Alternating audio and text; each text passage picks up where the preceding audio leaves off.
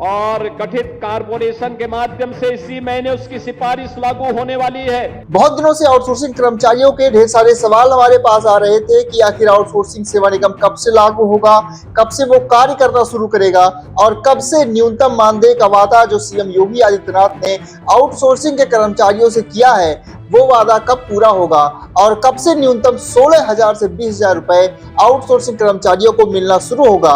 तो इसका उत्तर खुद सीएम योगी आदित्यनाथ ने पिछले दिनों एक कार्यक्रम को संबोधित करते हुए कहा था और उन्होंने कहा था, जैसा कि आपने वीडियो की शुरुआत में ही सुना, कि इसी महीने से आउटसोर्सिंग सेवा निगम की सिफारिशों को लागू कर लिया जाएगा।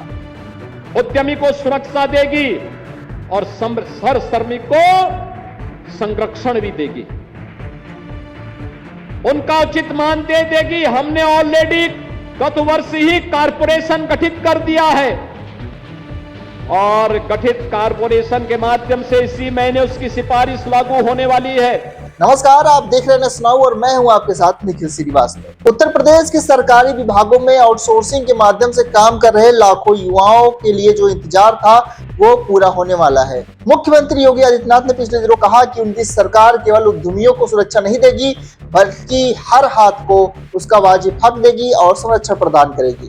वर्षों से जिस आउटसोर्सिंग का ऑपरेशन का इंतजार था उसकी सिफारिशें इसी महीने से जमीन पर उतरने वाली है। अब तक आउटसोर्सिंग के नाम पर कर्मचारियों का शोषण एक कड़वी सच्चाई है। इस पर सरकार का ध्यान गया। सरकार ने पाया कि कहीं पर वेतन में कटौती हो रही है, कहीं पर समय से पैसा नहीं मिल रहा है, कहीं पर मनमाने तरीके से आउटसोर्सिंग कर्मचारियों का शोषण किया जा रहा है, उन्हें निकाल दिया जा रहा है।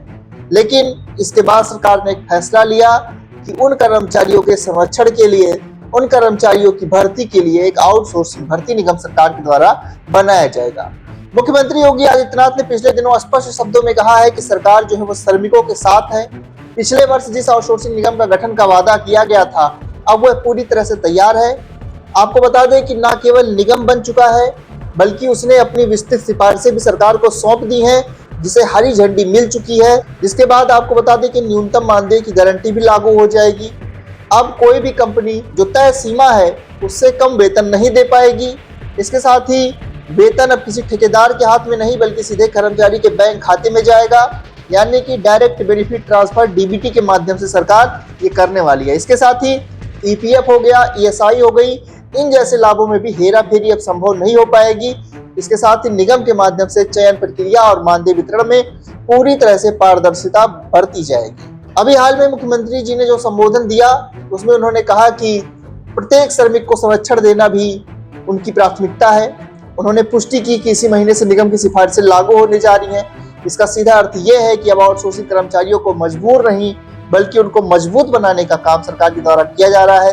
जैसे ही सिफारिश लागू हो जाती है तुरंत जो वेतन विसंगतियां हैं आउटसोर्सिंग कर्मचारियों की वो दूर हो जाएंगी और कर्मचारियों को सामाजिक सुरक्षा मिलेगी जिसके वो हकदार है। तो कुल मिलाकर सरकार के पास अब हर एक कर्मचारी का डाटा होने वाला है, जिससे भविष्य में उनके लिए और भी जो योजनाएं हैं बनाना आसान हो जाएगा।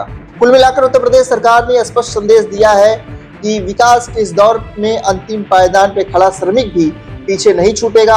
आउटसोर्सिंग कर्मचारियों के लिए यह कोई सरकारी आदेश नहीं है बल्कि उनके आत्मसम्मान की बहाली है। अब देखना होगा किसी महीने जब ये सिफारिशें लागू हो जाएंगी धरातल पर इसका स्वरूप कितना जल्दी बदलता है।